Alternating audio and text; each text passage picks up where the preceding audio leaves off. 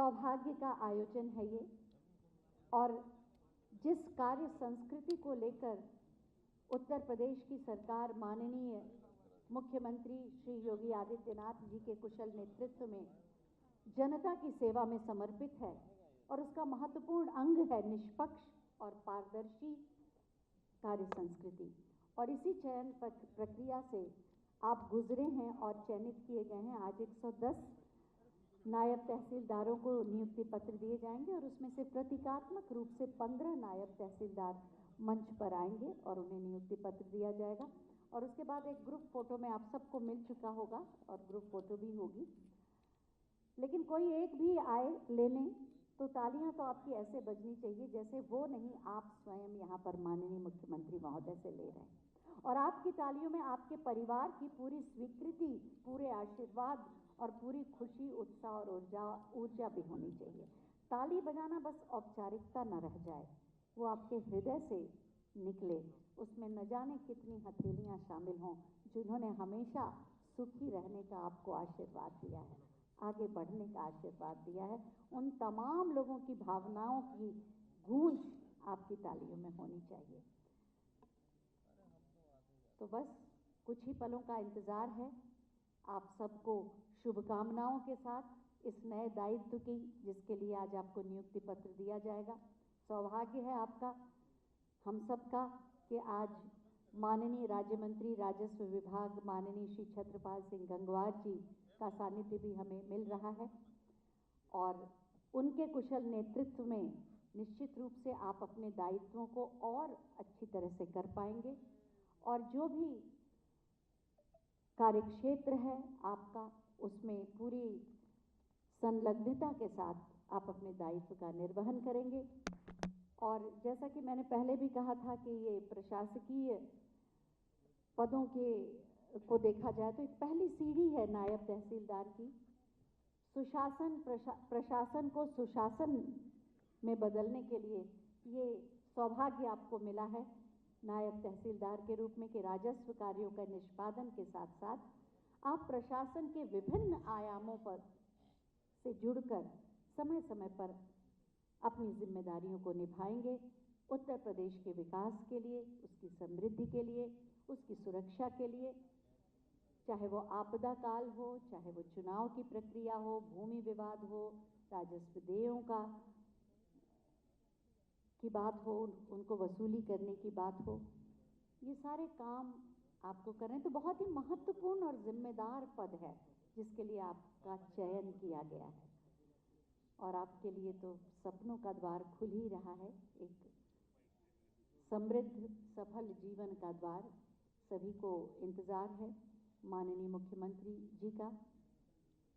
हमारा सौभाग्य है कि आज इस कालखंड में आप इस जिम्मेदारी को ले रहे हैं जब एक ऐसा नेतृत्व हमारे साथ है जिनका व्यक्तित्व, जिनका जीवन, जिनकी कार्यशैली, जिनके विचार वास्तव में एक कर्मठ, मजबूत, निष्ठावान व्यक्ति का निर्माण करने की प्रेरणा देते हैं। और उसी प्रेरणा को लेके कि अगर कोई भी व्यक्ति, चाहे वो माननीय मुख्यमंत्री जी हों, माननीय प्रधानमंत्री जी हों, कोई भी व्यक्ति कितनी कर्मठता के साथ, समर्पण के साथ रात दिन एक कर रहा है, किस लिए? क्योंकि उसे देश से प्यार है, उसे प्रदेश से प्यार है, राष्ट्र प्रेम को जिसने अपना धर्म बना लिया और लोक कल्याण के लिए अपने जीवन को समर्पित कर दिया। तो ये भाव अगर हम अपने साथ रखें तो जो भी हम करेंगे वो महत्वपूर्ण हो जाएगा। एक बार माननीय राष्ट्रपति महोदय माननीय श्री रामनाथ कोविंद जी आए थे लखनऊ जब पहली बार, तो उन्होंने अपने उद्बोधन में एक बहुत सुंदर बात कही थी। उन्होंने यही कहा था, आप कुछ भी करते हो, कुछ भी करते हो, आप वास्तव में आप राष्ट्र का निर्माण ही करते हैं। तो आप राष्ट्र के निर्माता ही हैं। भले ही आपके हाथ में कुछ भी दे दिया गया हो, कलम दे दी गई हो, छेनी दे दी गई हो, हथौड़ी दे दी गई हो, सींचने के लिए पौधा दे दिया गया हो, कुल्हाड़ी दे दी गई हो, मशीन दे दी गई हो, कुछ भी दे दिया गया हो, आप करते हैं राष्ट्र का निर्माण। तो आपको मेरी भी कोई बात अगर अच्छी लगती है, समझ में आती है, तो आप ताली बजा सकते हैं।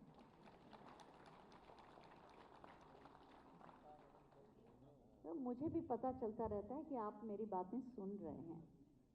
मोबाइल तो साइलेंट पे करवा के हमने रखवा ही दिया है, अब आपके पास कोई विकल्प नहीं है मंच की ओर देखने के अलावा, तो मंच से आप जुड़े रहें। मैंने सिर्फ इसलिए ताली के लिए कहा था ताकि आप इस चीज़ के लिए तैयार रहें कि माननीय मुख्यमंत्री जी आए तो करतल ध्वनि से उनका स्वागत हो, जिन लोगों का स्वागत हो उनके साथ भी आप तालियों के से अपनी भावनाओं को मंच तक पहुंचाएं। उद्बोधन हो जब अध्यक्ष महोदय का राजस्व परिषद के या माननीय राज्य मंत्री जी का उद्बोधन हो, माननीय मुख्यमंत्री जी का उद्बोधन हो, तो भी आपको जो बात अच्छी लगती है, आपके हित के लिए जो किया गया, प्रदेश के लिए जो किया गया, तो आप तालियों से अपना समर्थन और सहमति दे सकते हैं। तो इसके लिए हमेशा तत्पर रहिएगा। आपकी सहभागिता का प्रतीक है आपकी तालियां, तो उसके साथ आप जुड़े रहेंगे। और एक एहसास भी होता है कि हम सब एक हैं। जो एक मंत्र है ना, सबका साथ, सबका विकास, सबका विश्वास, और अब माननीय प्रधानमंत्री जी ने उसमें जोड़ दिया है सबका प्रयास। लाल किले से इस बार उन्होंने जोड़ा कि इस अमृत काल में सबका साथ, सबका विकास, सबका विश्वास के साथ सबका प्रयास आएगा, तब आत्मनिर्भर भारत बनेगा। ये कोई ऐसा वाक्य नहीं है कि जिसका प्रयोग किया जाए किसी चीज़ के लिए। वास्तव में हमारी भारतीय संस्कृति के मूल में है ये सबका साथ, वसुधैव कुटुंबकम, सबका विकास, सभी साथ साथ चले, अंत्योदय, समाज की अंतिम पंक्ति के अंतिम व्यक्ति तक विकास पहुंचे। सबका विश्वास, बिना विश्वास के हम आगे कैसे बढ़ेंगे? जीवन का आधार ही है विश्वास, जिसे हम निष्ठा भी कहते हैं। और सबका प्रयास, किसी एक के चलने करने से कुछ नहीं परिवर्तन आता। परिवर्तन तो आता है, जितना क्रांति तब आती है जब सब साथ चलते हैं, साथ मिलकर एक दिशा में एक भाव से प्रयास करते हैं। माननीय मुख्यमंत्री जी के आगमन का समय हो गया है।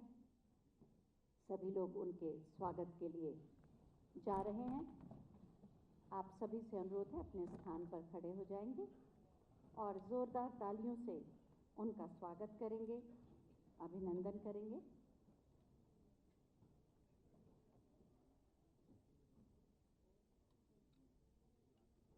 माननीय मुख्यमंत्री जी का व्यक्तित्व, उनकी वाणी, उनके विचार और उनका जीवन सभी कुछ प्रेरणा देते हैं। जीवन को कैसे जिया जाए, लोक कल्याण के लिए समर्पित किया जाए। सभी लोग अभी बैठ जाएं। थोड़ा सा समय है, मुझे ये संकेत दिया गया है, थोड़ा सा समय है। देखिए, घुटनों की एक्सरसाइज भी हो रही है इसमें। ऐसा मत सोचिए ये क्या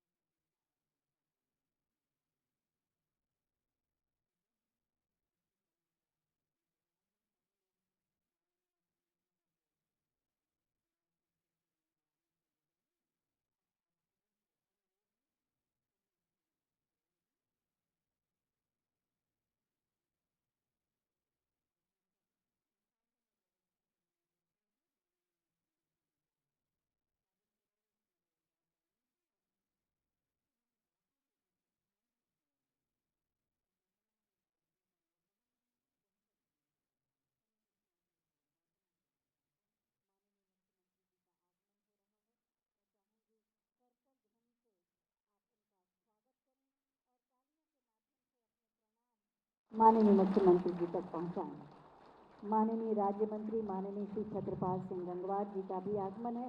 मंचासीन समस्त अतिथियों का स्वागत, अभिनंदन। सभी से अनुरोध है अपने स्थान पर बैठ जाएं। निष्पक्ष एवं पारदर्शी भर्ती चयन प्रक्रिया के अंतर्गत चयनित नायब तहसीलदारों के नियुक्ति पत्र वितरण समारोह में हम माननीय मुख्यमंत्री जी, माननीय राज्य मंत्री जी, मंचासीन समस्त अतिथियों और आप सबका हार्दिक स्वागत करते हैं, अभिनंदन करते हैं। नायब तहसीलदार एक सेतु है जनता और तहसील से जुड़े कर्मचारियों और अधिकारियों के बीच, जो राजस्व कार्यों का निष्पादन ही नहीं करता बल्कि प्रशासन से जुड़े विभिन्न आयामों से जुड़कर सामाजिक दायित्वों के प्रति अपने कर्तव्य का निर्वहन करता है। प्रशासन को सुशासन में बदलने में नायब तहसीलदार की अहम भूमिका होती है और आज ऐसे ही चयनित नायब तहसीलदारों को नियुक्ति पत्र माननीय मुख्यमंत्री जी देंगे। सबसे पहले परंपरा रही है स्वागत की। मैं माननीय राज्य मंत्री माननीय श्री छत्रपाल सिंह गंगवार जी से अनुरोध करूंगी कि हम सब की ओर से माननीय मुख्यमंत्री महोदय को पुष्प भेंट कर उनका स्वागत और अभिनंदन करें। तालियों के पुष्पों से आप स्वागत करेंगे। अध्यक्ष राजस्व परिषद श्री मुकुल सिंघल जी से अनुरोध है कि वो हम सब की ओर से माननीय श्री छत्रपाल सिंह गंगवार जी को पुष्प भेंट कर उनका स्वागत करें, अभिनंदन करें।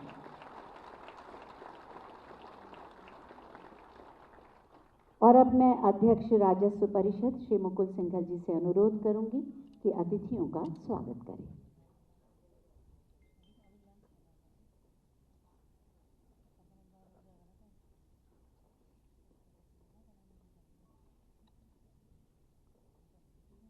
परम आदरणीय माननीय मुख्यमंत्री जी, सम्मानीय राज्य मंत्री राजस्व श्री गंगवार साहब, मुख्य सचिव महोदय, अपर मुख्य सचिव राजस्व मनोज कुमार सिंह जी, अपर मुख्य सचिव सूचना नवनीत सहगल जी और मंच पर बैठे सचिव रणवीर प्रसाद जी। मान्यवर, आज राजस्व विभाग के लिए बहुत ही अच्छा और बहुत अहम दिन है जब हमें अपनी कटिंग एज पर काम करने के लिए इतनी अधिक संख्या में नए लड़के लड़कियां मिल रहे हैं। हमारे विभाग में बहुत लंबा काम पेंडिंग है, बहुत ज़्यादा काम पेंडिंग है, खासकर न्यायालयों में पेंडिंग है और उसकी एक बहुत बड़ी वजह यह है कि न्यायालय खाली पड़े हुए हैं। नायब तहसीलदार ऐसी कटिंग एज है हमारी कि जहाँ पर इन व्यक्तियों के आने से, इन नए अभ्यर्थियों के आने से हमारे काम में बहुत सुधार आएगा और जनता को सीधा इसका लाभ मिलेगा। मान्यवर, मैं इस बात का भी बहुत विशेष आभारी हूँ कि आपके कार्यकाल में जिस तेज़ी से नियुक्तियाँ हुई हैं और जिस पारदर्शी तरीके से नियुक्तियाँ हुई हैं उसमें हमें पिछली बार भी बहुत अच्छे अभ्यर्थी मिले और इस बार भी जो अभ्यर्थी चयनित होकर आए हैं ये हर दृष्टि से बहुत अच्छे हैं। मुझे नहीं लगता इनमें से कोई भी व्यक्ति ये कह सकेगा कि इस चयन में किसी तरह की कोई दिक्कत हुई है या चयन में कोई भेदभाव बरता गया। ये हमारे लिए बहुत ही ज़्यादा हर्ष की बात है, प्रदेश के लिए भी हर्ष की बात है और मैं इसके लिए आपका बहुत आभारी हूँ कि आपने ऐसा माहौल बनाया जिसमें ये व्यवस्था संपन्न हो पाई। मान्यवर, राजस्व विभाग में सबसे बड़ा काम न्यायालयों में लंबित मुकदमों को तय करने का है। लगभग 15 लाख मुकदमे आज की तारीख में लंबित हैं और इन नायब तहसीलदारों के आने से मेरा ऐसा अनुमान है कि कम से कम 8-9 हज़ार मुकदमे हर वर्ष तय हो पाएंगे, जो अतिरिक्त होंगे, पहले नहीं तय हो पा रहे। तो ये कड़ी हमारे लिए बहुत ही महत्वपूर्ण कड़ी। मैं इस अवसर पर जितने भी नव चयनित अभ्यर्थी यहाँ आए उन सबको बहुत बधाई देना चाहता हूँ कि आप आए हैं। आपको यह भी कहना चाहता हूँ कि जो आपका काम है वो जनता से सीधा जुड़ा हुआ काम है। इस काम में बहुत आपके परिश्रम की ज़रूरत है, आपकी लगन की ज़रूरत है और इस काम को पूजा की तरह से आप लेंगे तो आपको आगे आने वाले समय में बहुत अच्छा महसूस हो। एक विशेष बात मान्यवर आपको मैं ध्यान दिलाना चाहता हूँ कि राजस्व विभाग की कार्यप्रणाली में पिछले कई वर्षों में बड़े बदलाव आए। जब मैंने नौकरी शुरू करी थी तो हर चीज़ मैनुअली होती थी। आज लगभग सारा काम कंप्यूटर पर हो रहा है और ये सभी चयनित अभ्यर्थी कंप्यूटर का ज्ञान रखते हैं। हम इनको कंप्यूटर की सुविधा देंगे, यहाँ तक कि सारे लेखपालों को भी हमने कंप्यूटर की सुविधा दे रखी है। जो डिजिटाइजेशन का युग है वो राजस्व विभाग में बहुत तेज़ी से आया। आज हमारी सारी खतौनियाँ, सारे अभिलेख ऑनलाइन किसी को भी देखने के लिए उपलब्ध है। कोई अपने घर पे बैठे हुए जाड़े में, गर्मी में, रात में, दिन में, छुट्टी वाले दिन कभी भी अपनी खतौनी का विवरण देख सकता है। वो अप टू डेट खतौनी होती है और अगर उसका कोई भी मुकदमा कहीं पे भी दायर होता है तो उसका स्टेटस भी उसी खतौनी में रिफ्लेक्ट होता है। इस तरह का डिजिटाइजेशन का कार्यक्रम चला तो कई राज्यों में, लेकिन उत्तर प्रदेश में बहुत अच्छा चला है। इस कार्यक्रम में तेजी लाने और इसको बढ़ावा देने के लिए मान्यवर आपका बहुत बहुत धन्यवाद। मैं पूरे शासन के जितने भी अधिकारी यहाँ पे बैठे हैं उन सभी को बधाई देना चाहता हूँ कि उन्होंने हमारे विभाग को ये सुविधा दी, बजट से भी और कार्यप्रणाली से भी, कि हम इस काम को तेज़ी से कर सकें। इसे और आगे बढ़ाने के लिए हम कटिबद्ध हैं, इसे हम बढ़ाएंगे। मानवर आपका मार्गदर्शन लेते रहेंगे, राजस्व मंत्री जी का मार्गदर्शन लेते रहेंगे और अन्य अधिकारियों का मार्गदर्शन लेते रहेंगे। मैं पुनः आपका बहुत आभारी हूँ, सभी लोगों का जो मंच पे हैं, कि आपने आकर यहाँ हम लोगों का हौसला बढ़ाया और इन सभी अभ्यर्थियों को अपना आशीर्वाद देंगे। धन्यवाद। बहुत बहुत धन्यवाद आपका। मंच पर आसीन है माननीय राज्य मंत्री राजस्व विभाग माननीय श्री छत्रपाल सिंह गंगवार जी। कुछ ही दिन पूर्व उन्होंने इस विभाग का नेतृत्व संभाला है। हमें विश्वास है कि माननीय मुख्यमंत्री जी के मार्गदर्शन और प्रेरणा से इस विभाग के सफलतापूर्वक निर्वहन के माध्यम से वो नए उत्तर प्रदेश के निर्माण में अपना योगदान देंगे। मैं माननीय श्री छत्रपाल सिंह गंगवार जी से अनुरोध करूंगी कि आज के इस अवसर पर अपने विचार प्रकट करें।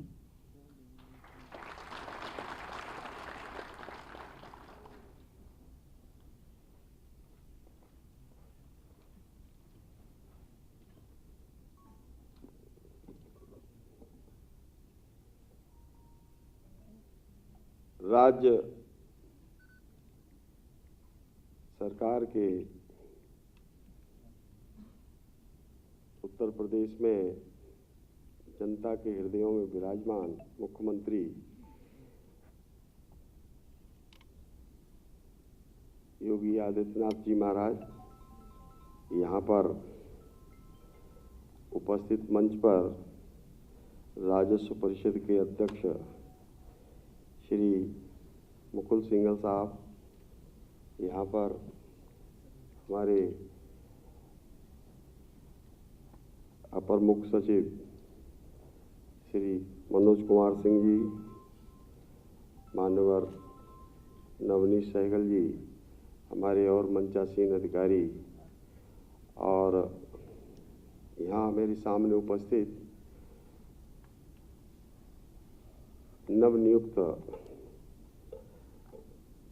नायब तहसीलदार और सभी विभागीय कर्मचारी अधिकारी। राजस्व विभाग द्वारा नायब तहसीलदार को नियुक्ति पत्र वितरण कार्यक्रम में पधारे माननीय मुख्यमंत्री जी का मैं हृदय से स्वागत और अभिनंदन करता हूं।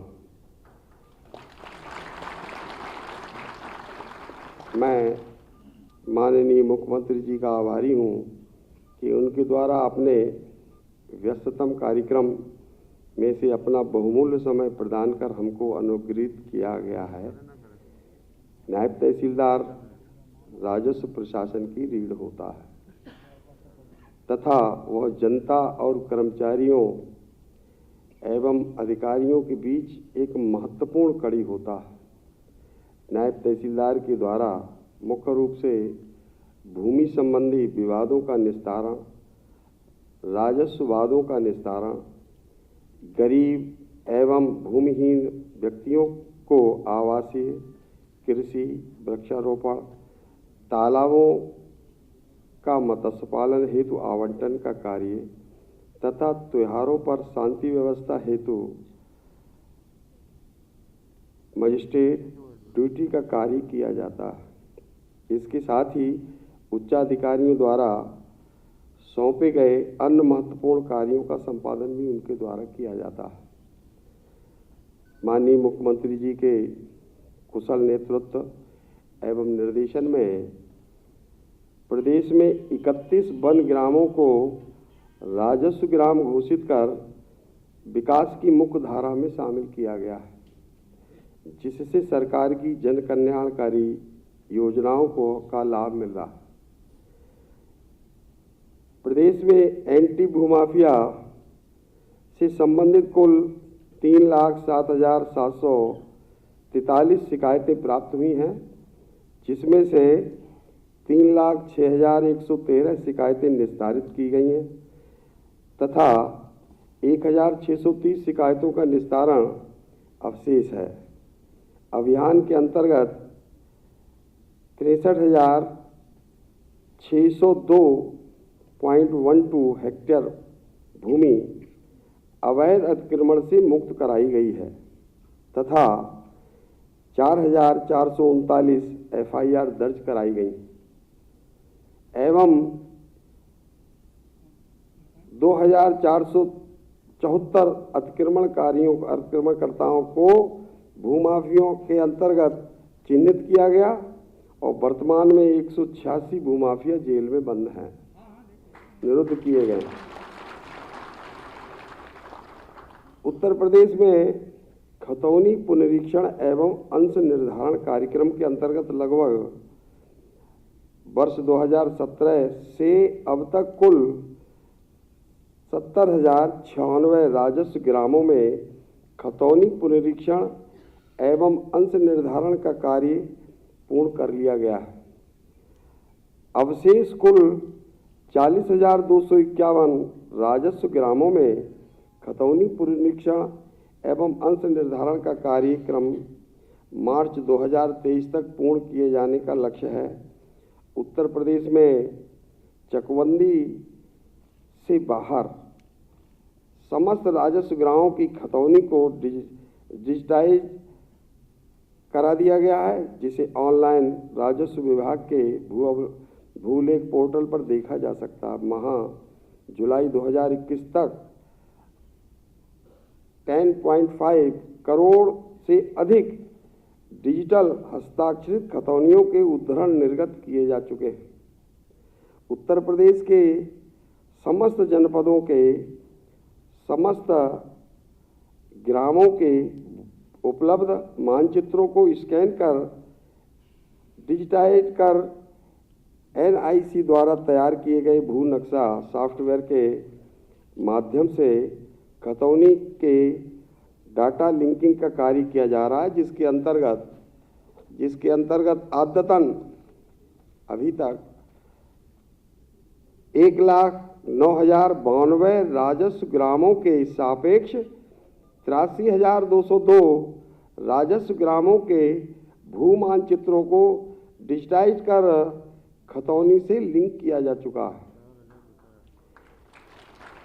ऐसे ही स्वामित्व योजना के अंतर्गत कुल 31,545 ग्रामों का ड्रोन सर्वेक्षण पूर्ण कराकर 11,058 गांवों में कुल 14 करोड़ 14,67,573 घरौनियाँ तैयार की जा चुकी हैं।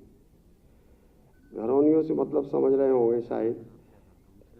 घरौनी मीन्स गांव का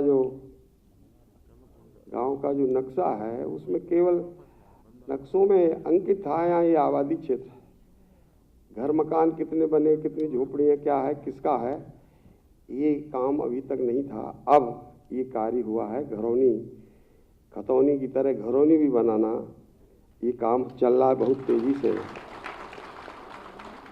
जिसमें 2006 ग्रामों में कुल 2,74,677 घरौनियों का वितरण मकान मालिकों को किया जा चुका है। मुख्यमंत्री कृषक दुर्घटना योजना के अंतर्गत खातेदार, सहखातेदार, बटाईदार, दुर्घटनावश मृत्यु ऐसे 5 लाख रुपए तक का प्रावधान किया है हमारी सरकार ने। ऐसी वित्तीय वर्ष 2021-22 में योजना के क्रियान्वयन 600 करोड़ रुपए की धनराशि की व्यवस्था की है। आज 110 नवचयनित नायब तहसीलदार राजस्व विभाग में शामिल किए जा चुके हैं। उनको हार्दिक शुभकामनाएं देता हुआ और मुझे पूर्ण विश्वास है कि ये नवनियुक्त नायब तहसीलदार राज्य सरकार की अपेक्षा के अनुरूप अपने दायित्व और कर्तव्यों का निष्ठापूर्वक निर्वहन करेंगे। अंत में माननीय मुख्यमंत्री जी का मैं आभार व्यक्त करते हुए अपनी बात को विराम देता हूं। धन्यवाद। बहुत बहुत धन्यवाद माननीय, ये महत्वपूर्ण जानकारी देने के लिए। और अब हम माननीय मुख्यमंत्री महोदय से अनुरोध करेंगे कि आज 110 नायब तहसीलदारों को नियुक्ति पत्र दिया जा रहा है। इनमें से 15 को आपके कर कमलों द्वारा दिया जाएगा। कृपया इन्हें नियुक्ति पत्र प्रदान करने की कृपा करें। श्री हरिशंकर पटेल जी,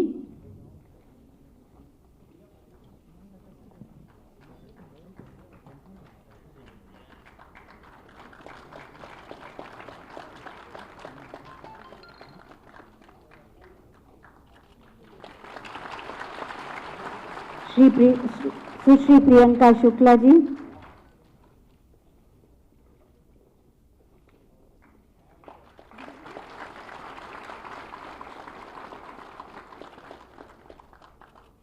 श्री दीपक गौतम,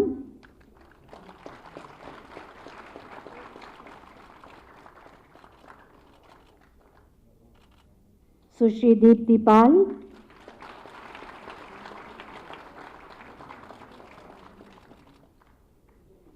श्री अंकित सिंह,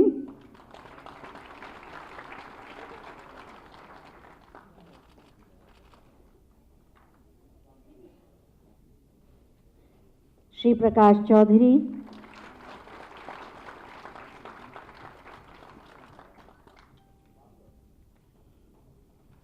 सुश्री ज्योत्सना सिंह,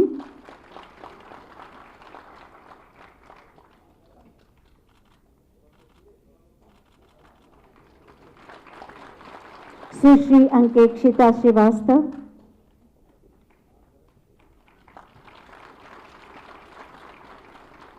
श्री कपिल कुमार आजाद,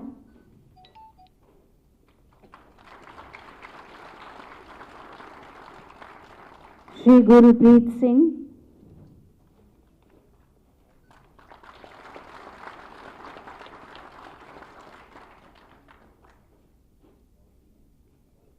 श्री भारत कुमार मौर्य,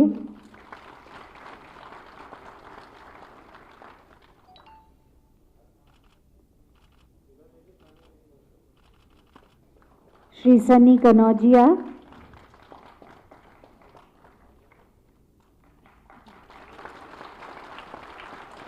श्री पीयूष साहू,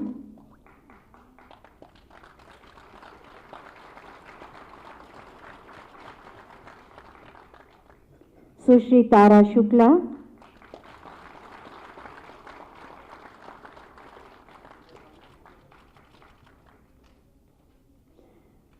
और श्री उज्जवल गुप्ता। जोरदार तालियां सभी के लिए, उज्जवल भविष्य के लिए। बहुत बहुत धन्यवाद माननीय, आपकी शुभकामनाओं के लिए। बहुत बहुत धन्यवाद माननीय मुख्यमंत्री महोदय, आपकी शुभकामनाओं और आशीर्वाद के लिए। विकास के संकल्प और सुरक्षा की प्रतिबद्धता के साथ युवाओं को साथ लेकर प्रधानमंत्री के विजन को साकार करते हुए नए उत्तर प्रदेश का निर्माण कर रहे हैं माननीय मुख्यमंत्री श्री योगी आदित्यनाथ जी। मैं बहुत ही आदर के साथ माननीय मुख्यमंत्री जी से अनुरोध करूंगी कि अपने आशीर्वचनों से हम सब का मार्ग प्रशस्त करें, आपकी तालियों के प्रणाम के साथ।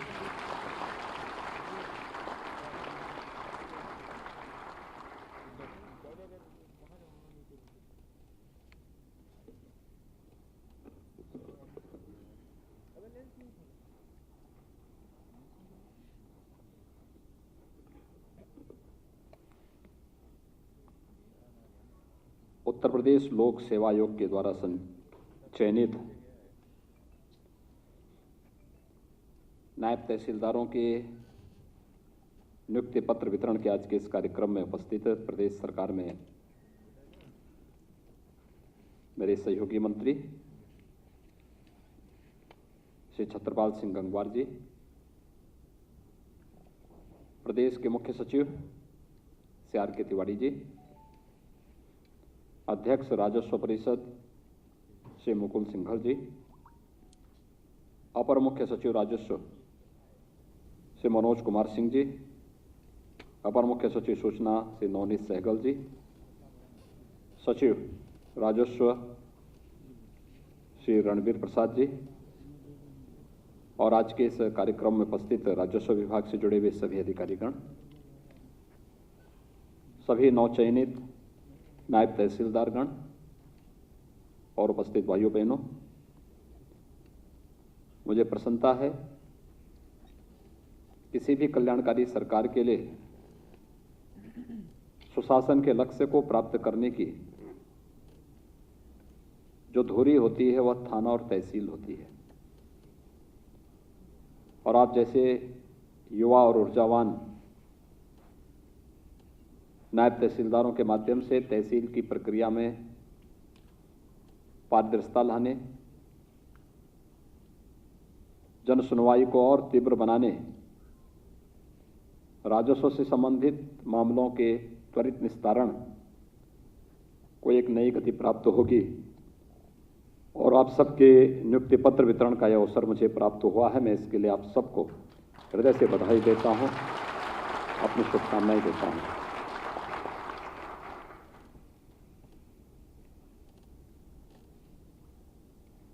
एक 145 नायब तहसीलदार उत्तर प्रदेश लोक सेवा आयोग के द्वारा चयनित हुए हैं, जिनमें पुलिस वेरिफिकेशन के बाद अब तक 110 को सफलतापूर्वक उस योग्य माना गया। आज उनको नियुक्ति पत्र यहां पर वितरित किया जा रहा है। आप सबके सामने तो पहली बात आई होगी कि आप में से बहुत सारे अभ्यर्थी ऐसे रहे होंगे जिन्होंने 2019 के पहले भी अलग अलग परीक्षाएं दी होंगी और उस समय आपकी योग्यता और प्रतिभा होने के बावजूद आपका चयन नहीं हुआ होगा, क्योंकि व्यवस्था में कुछ खोट था। योग्य और प्रतिभावान लोगों को अवसर नहीं मिल पाता था। उस समय चयन की प्रक्रिया की विसंगति और शासन की नीयत में खोट होने के कारण योग्य और प्रतिभावान जो अभ्यर्थी होता था वह हताश होता था, निराश होता था, पलायन करने के लिए मजबूर होता था। लेकिन 2017 में उत्तर प्रदेश में नई सरकार के आने के बाद सरकार ने पहले दिन ही इस बात को तय किया था कि हम लोग चेहरा देख करके नहीं, व्यक्ति की जाति, मत और मजहब देख करके नहीं, किसी का जनपद और गांव देख करके नहीं,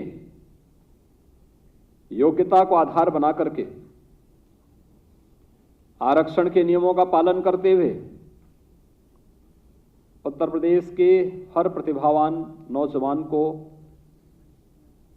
उत्तर प्रदेश के अंदर जीवन के प्रत्येक क्षेत्र में आगे बढ़ने का पूरा अवसर देंगे, उन्हें प्रोत्साहित करेंगे। और मुझे प्रसन्नता है कि विगत 4.5 वर्ष के दौरान हमारी सरकार ने 4.5 लाख प्रदेश के नौजवानों को सफलतापूर्वक नियुक्ति पत्र देकर के आज प्रदेश में उनकी ऊर्जा और उनकी प्रतिभा का लाभ ले रही है।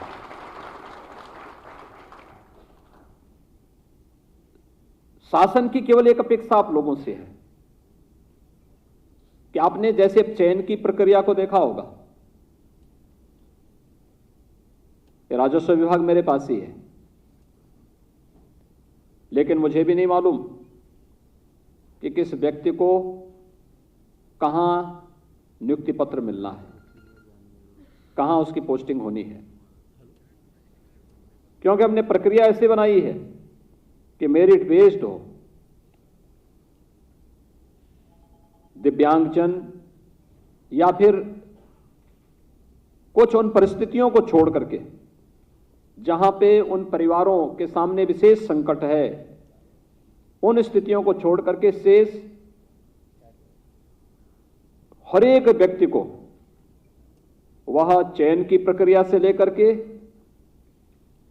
पोस्टिंग तक कहीं भी कोई सिफारिश कराने की आवश्यकता नहीं।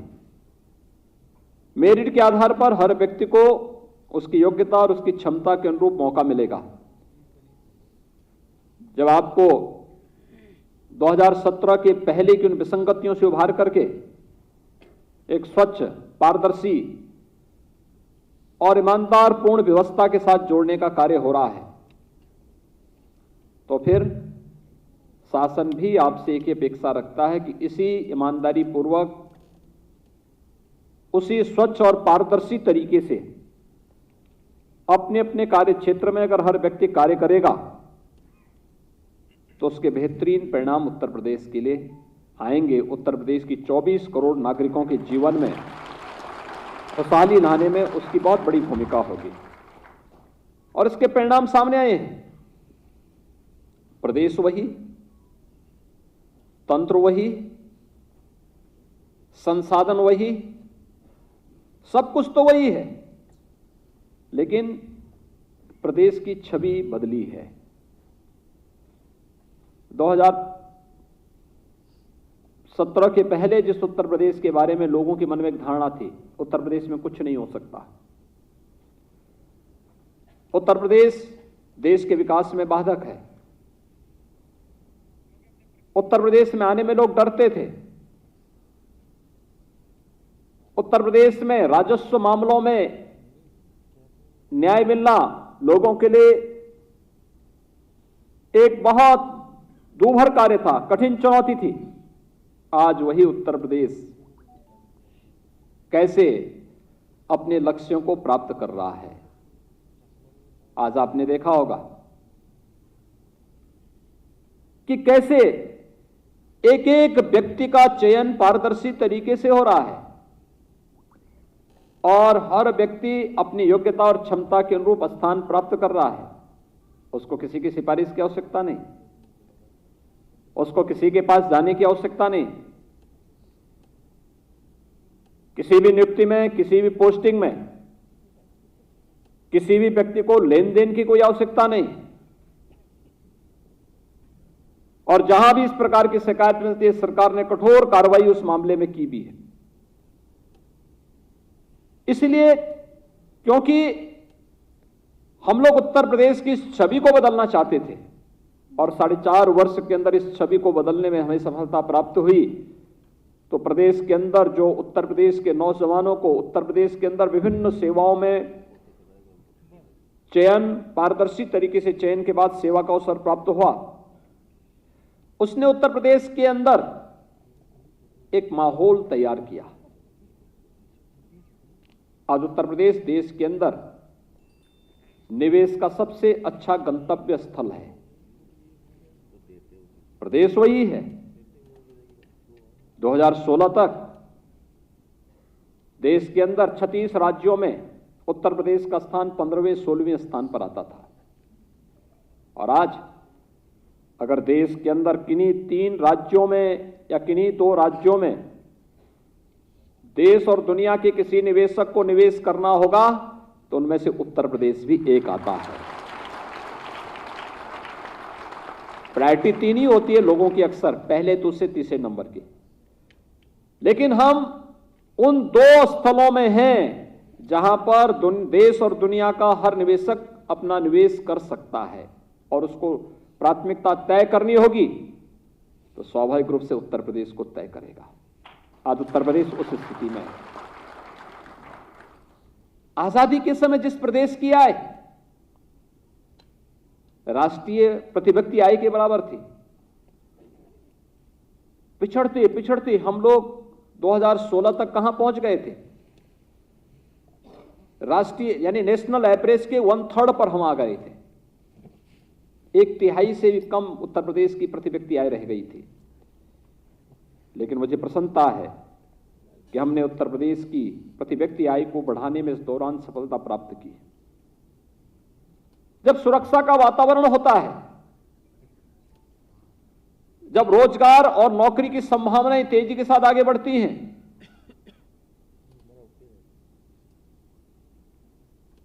गवर्नमेंट सेक्टर हो या प्राइवेट सेक्टर, दोनों क्षेत्र में नौकरी और रोजगार की इन संभावनाओं को जब आगे बढ़ाया जाता है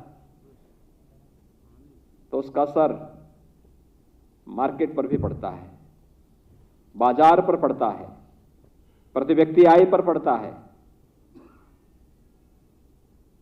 विकास पर पड़ता है, और ये सभी एक दूसरे से जुड़े हुए हैं। और मुझे प्रसन्नता है 4.5 वर्ष के अंदर उत्तर प्रदेश की प्रति व्यक्ति आय लगभग दोगुनी होने की ओर अग्रसर है, और हम लोग आज उत्तर प्रदेश को इस दिशा की ओर अग्रसर कर रहे हैं जहां पर उत्तर प्रदेश न केवल अपने यानी देश की दूसरी बड़ी अर्थव्यवस्था के रूप में उभरा है, बल्कि Uttar Pradesh ease of doing business में नंबर 2 पर आने के साथ साथ भारत सरकार की 44 ऐसी महत्वपूर्ण योजनाओं में, जिनमें उत्तर प्रदेश का स्थान किसी में 27वें होता था, किसी में 36वें में होता था, किसी में 30 में होता था, किसी में 23वें पे होता था, यानी 15-16 से नीचे तो उत्तर प्रदेश कभी आता ही नहीं था। और सभी लोग कोसते थे कि अगर देश विकास नहीं कर रहा है तो उसके लिए उत्तर प्रदेश दोषी है, लोग कोसते थे। आज मुझे बताते हुए प्रसन्नता है कि देश की ऐसी प्रमुख 44 ऐसी महत्वपूर्ण योजनाएं हैं जिनमें उत्तर प्रदेश नंबर 1 पर है, नंबर 1 पर। ये इसलिए हुआ क्योंकि उत्तर प्रदेश के नौजवानों को जब उत्तर प्रदेश के अंदर सेवा का अवसर प्राप्त हुआ, उसके लिए उस प्रकार का माहौल दिया गया, उसको ईमानदारी पूर्वक सेवा का अवसर प्राप्त हुआ, उसने मेहनत की, उसने प्रयास आगे बढ़ाए, प्रधानमंत्री मोदी जी के सपनों को, उनके संकल्पों को आगे बढ़ाने में अपना दिन रात एक किया। आज उसका परिणाम देखने को मिल रहा है। ईज ऑफ डूइंग बिजनेस में उत्तर प्रदेश नंबर 2 पर। उत्तर प्रदेश 4 वर्ष पहले जिस उत्तर प्रदेश की अर्थव्यवस्था 6ठे नंबर की अर्थव्यवस्था कही जाती थी, आज वो देश की नंबर 2 की अर्थव्यवस्था बनी हुई है। जिस उत्तर प्रदेश के बारे में कहा जाता है कि उत्तर प्रदेश में कुछ नहीं हो सकता, आज उत्तर प्रदेश देश की अर्थव्यवस्था का और देश के विकास का एक ग्रोथ इंजन बनकर के तेजी के साथ आगे बढ़ रहा है। ये वो नया उत्तर प्रदेश है जिस उत्तर प्रदेश से जनता की जो अपेक्षाएं थी, देश की जो अपेक्षाएं थी, उसको उत्तर प्रदेश ने तेजी के साथ आगे बढ़ाना प्रारंभ किया। हमारे सामने लक्ष्य है अगले 6 वर्ष के अंदर उत्तर प्रदेश की अर्थव्यवस्था को हम देश की नंबर 1 की अर्थव्यवस्था बनाएंगे। और ये केवल सरकार अकेले नहीं कर सकती, ये केवल मुख्यमंत्री की जिम्मेदारी नहीं होगी, ये केवल सरकार इसके लिए अकेले सरकार आगे नहीं बढ़ा सकती, पूरे तंत्र को इसके साथ जुटना पड़ेगा। और जो मैंने पहले भी कहा, सुशासन के लक्ष्य को प्राप्त करना है तो सुशासन के लक्ष्य को प्राप्त करने का जो सबसे महत्वपूर्ण केंद्र होते हैं वो तहसील होती है। मैं आज भी जाता हूं, कहीं किसी जनपद में जाता हूं, मेरे सामने सबसे ज्यादा मामले आते हैं तहसील से संबंधित। और मैं धन्यवाद दूंगा राजस्व परिषद को भी और राजस्व विभाग को भी, जिन्होंने प्रक्रिया को काफी सरलीकरण करने की दिशा में अग्रसर हुए हैं। चाहे वह राजस्व रिकॉर्ड के डिजिटलीकरण की प्रक्रिया को तेजी के साथ आगे बढ़ाने का कार्य या विरासत का, मैं स्वयं इस चीज को महसूस करता था। कितनी जटिल प्रक्रिया हुआ करती थी। अब विरासत में नाम दर्ज करने के लिए भी लोगों को इंतजार करना पड़ता था, चक्कर लगाने पड़ते थे, तहसील के चक्कर लगाने पड़ते थे। कानून को नायब तहसीलदार, तहसीलदार और एसडीएम तक पहुंचते पहुंचते व्यक्ति थक हार जाता था और बहुत सारे लोग तो इस धरती से ही फिर चले जाते थे, फिर उसकी तीसरी पीढ़ी वही चक्कर लगाने लगती थी। लेकिन हम लोगों ने कहा एक स्पेशल अभियान चलाओ, एक स्पेशल अभियान चला और अभियान का परिणाम क्या रहा? लगभग 13 लाख ऐसे मामले थे जिसको एक समय सीमा के अंदर वरासत के मामलों को दर्ज करवाने में राजस्व विभाग ने सफलता प्राप्त की। आप सोचिए ना, आखिर ये लोग भटक तो रहे होंगे। जब समय पे काम नहीं होता, लोगों के मन में अविश्वास पैदा होता है। यह अविश्वास भ्रष्टाचार को जन्म देता है और फिर यहीं से विवाद खड़े होते हैं। मेरा यह मानना है आज भी राजस्व से जुड़े हुए मामलों का समयबद्ध निस्तारण हो जाए तो गांव के और शहर के आधे से अधिक विवाद समाप्त हो जाएंगे। आधे से अधिक विवाद वैसे समाप्त हो जाएंगे। और इसके लिए हम आभार व्यक्त करते हैं प्रधानमंत्री मोदी जी के, जिन्होंने गांव में आबादी की भूमि से संबंधित विवादों के निस्तारण करने के लिए घरौनी की व्यवस्था की और जहां पे जिसका घर है ड्रोन से उसकी मैपिंग करते हुए उस पर उस व्यक्ति को उसका राजस्व रिकॉर्ड में नाम दर्ज करने और उस व्यक्ति को उसका कब्जा देने, उसका परमानेंट कब्जा करने और उसके माध्यम से उस भूमि का वह बैंक से लोन ले सकता है, उसको गिरवी रख सकता है और अपना कारोबार आगे बढ़ा सकता है, इसकी ताकत दी है। और आज उत्तर प्रदेश घरौनी के इस मामले में भी देश में नंबर 1 स्थान पर है। जिस तेजी के साथ कार्य प्रारंभ हुए हैं, ये बहुत यानी अलग अलग क्षेत्र में कुछ ना कुछ नयापन करने का प्रयास हुआ है। आज 145 नवचयनित नायब तहसीलदार, जिनमें 110 को नियुक्ति पत्र आज यहां पर दिया जा रहा है। प्रदेश के अंदर हमारे पास जो सबसे ज्यादा संकट आते थे उस समय, इस वर्तमान में हम बहुत बड़े बड़े कार्य प्रदेश के अंदर कर रहे हैं। हमारे 5 एक्सप्रेसवे वर्तमान में बन रहे हैं। 5 एक्सप्रेसवे, ये 5 एक्सप्रेसवे का मतलब उत्तर प्रदेश की अर्थव्यवस्था की बैकबोन जो बनेंगे, उत्तर प्रदेश को नंबर 1 की अर्थव्यवस्था के रूप में स्थापित करना है। तो इसके लिए ये 5 हमारी, भाई कोई व्यक्ति अच्छा धावक तब बनेगा ना जब उसकी रीढ़ ठीक हो, वह स्वस्थ हो। उत्तर प्रदेश को आर्थिक रूप से स्वस्थ और स्वावलंबी बनाने के लिए हम लोगों ने 5 अपनी एक्सप्रेसवे की परिकल्पना को साकार करना प्रारंभ किया है। तेजी से काम प्रारंभ हुआ है। मैं अक्सर जब भी इसकी समीक्षा करता था तो लोग हमसे कहते थे, कोई भी बड़ा प्रोजेक्ट लेना हो तो लोग कहते थे साहब नायब तहसीलदार हमारे पास कम है, नायब तहसीलदार दे देते हमें तो हम लोग इस कार्य को और तेजी के साथ आगे बढ़ा देते। कोई भी कार्य कहीं भी हम देखते थे, हमें गंगा एक्सप्रेसवे में लैंड लेनी थी, मैंने समीक्षा की आज से लगभग 6 महीने पहले, भाई क्या मामला है, क्यों इतने लेट चल रहा है। हर जनपद में शिकायत आती, साहब हमारे पास स्टाफ कम है। क्यों स्टाफ कम है? नायब तहसीलदार नहीं है। हमें शिफ्ट करने पड़ते थे, भाई ठीक है यहाँ पे ज़्यादा कार्य है, तब तक यहाँ के लिए कुछ लोगों को भेजो। हमें पूर्वांचल एक्सप्रेसवे बनाना था, यही समस्या थी। गोरखपुर लिंक एक्सप्रेसवे बनाना था तो यही समस्या थी। बुंदेलखंड में एक्सप्रेसवे बनाना था, वहां भी यही समस्या थी। बलिया के लिए लिंक एक्सप्रेसवे देना था, वहां के लिए भी वही समस्या थी। हमें अयोध्या का समग्र विकास के लिए हम लोगों ने कार्य योजना बनाई। एयरपोर्ट बनना है, एक नया टाउनशिप वहां तैयार होना है, अन्य वहां बहुत सारी चीजें तैयार होनी है। क्या समस्या आ रही है? नायब तहसीलदार नहीं है। आप सोच सकते हैं, अपनी अहमियत जान सकते हैं, यानी कितनी महत्वपूर्ण कड़ी है आपके विकास में। अगर नायब तहसीलदार नहीं है या नायब तहसीलदार होते हुए भी कार्य नहीं कर रहा है तो इसका मतलब विकास की प्रक्रिया को ठप कर देना, विकास को अवरुद्ध कर देना। नायब तहसीलदार नहीं है या कार्य नहीं कर रहा है तो गांव-गांव में झगड़े फसाद प्रारंभ हो जाएंगे, विवाद खड़े हो जाएंगे।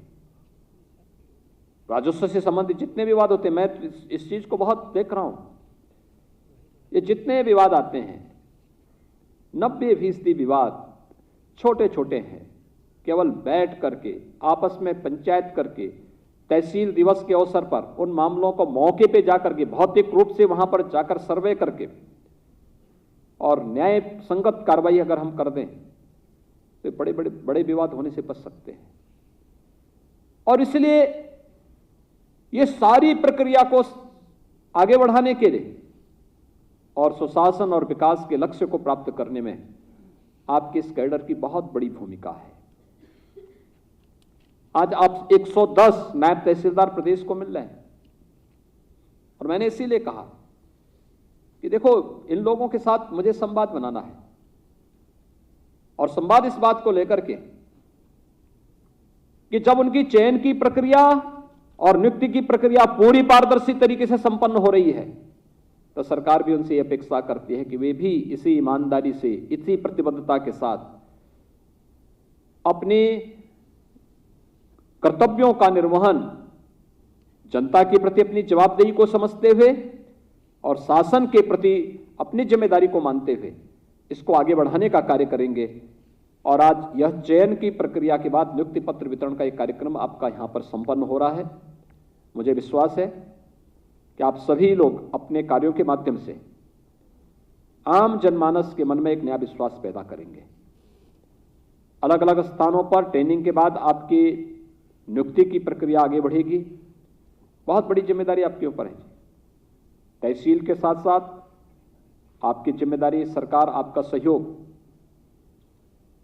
कानून व्यवस्था के लिए भी कभी कभी लेती है। अन्य महत्वपूर्ण कार्यक्रमों को आगे बढ़ाने के लिए भी लेती है। जैसे कोरोना महामारी के दौरान हम लोगों ने देखा, कोरोना महामारी के दौरान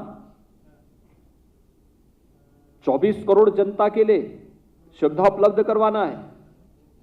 डोर स्टेप डिलीवरी के माध्यम से घर घर राहत सामग्री पहुंचानी है या अन्य सहयोग उपलब्ध कराना है।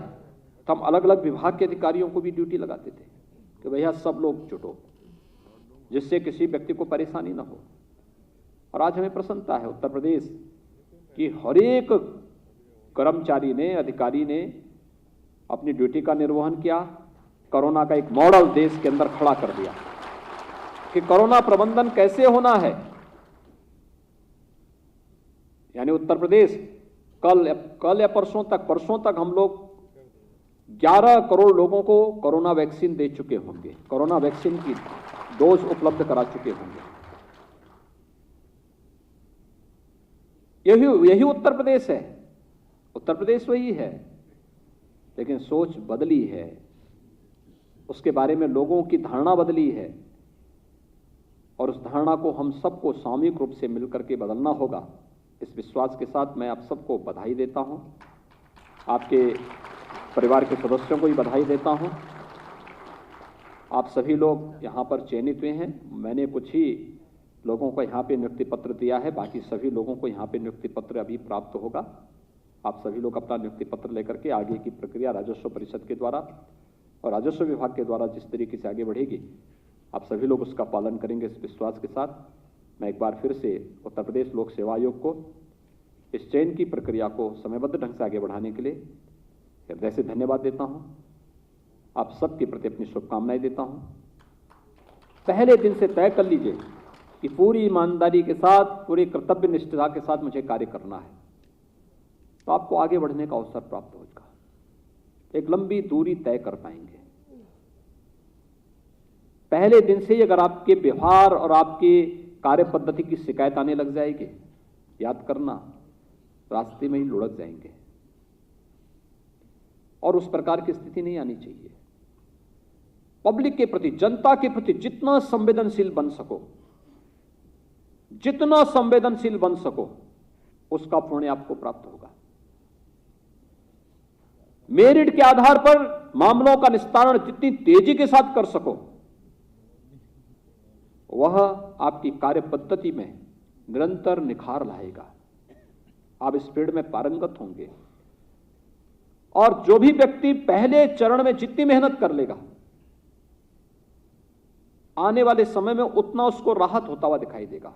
क्योंकि नायब तहसीलदार से तहसीलदार बनेंगे, तहसीलदार से एसडीएम बनेंगे, एसडीएम से फिर मजिस्ट्रेट बनेंगे, एडीएम बनेंगे, और ये प्रक्रिया जैसे आगे बढ़ेगी वो बढ़ती जाएगी। आपके सामने ढेर सारे अवसर आएंगे आगे बढ़ने के, और आपको तय करना है कि आप अपनी इस प्रक्रिया को कहां तक लेके जाना चाहते हैं। आप सबको मैं आज के इस अवसर पर हृदय से बधाई देता हूं, आपको, आपके अभिभावकों को, आपके सभी संरक्षकों को, और विश्वास करता हूं कि आप सबका चयन उत्तर प्रदेश के 24 करोड़ नागरिकों के लिए फलदायी हो, लाभदायी हो, और आपका जीवन मंगलमय हो। आप अपनी पूरी स्फूर्ति के साथ, पूरी ऊर्जा के साथ, अपनी पूरी प्रतिभा के साथ उत्तर प्रदेश के नागरिकों के जीवन में खुशहाली लाने में भी योगदान देंगे। आप सबके प्रति मेरी शुभकामनाएं। धन्यवाद। जय हिंद। बहुत बहुत धन्यवाद माननीय, आपके प्रेरणादायी उद्बोधन के लिए। आपके द्वारा दी गई सकारात्मक सोच, ईमानदारी और पारदर्शी कार्य संस्कृति की प्रेरणा से निश्चित रूप से सुशासन के लक्ष्यों को प्राप्त करने में इन सब का मार्ग प्रशस्त होगा। और अब अंत में मैं अपर मुख्य सचिव राजस्व विभाग श्री मनोज कुमार सिंह जी से अनुरोध करूंगी कि वो अतिथियों के प्रति आभार व्यक्त करें।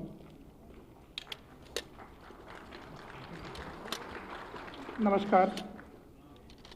पारदर्शिता और निष्पक्षता की मिसाल और ज्वलंत उदाहरण था ये। मैं इस कार्यक्रम में शिरकत करने के लिए माननीय मुख्यमंत्री जी का आभार व्यक्त करता हूँ। यह कार्यक्रम जनमानस में व्यवस्था के प्रति उनके विश्वास और आस्था को बढ़ाएगा, और जैसा कि माननीय मुख्यमंत्री जी ने निर्देशित किया है, आप सब अपने ज़िंदगी के हर क्षण को जनता के दुख के निवारण के लिए और उनके सुख को बढ़ाने के लिए लगाएंगे। मैं इस कार्यक्रम में भाग लेने के लिए राज्य मंत्री जी का और सभी अतिथियों का आभार व्यक्त करता हूं। राजस्व विभाग की ओर से धन्यवाद। नमस्कार।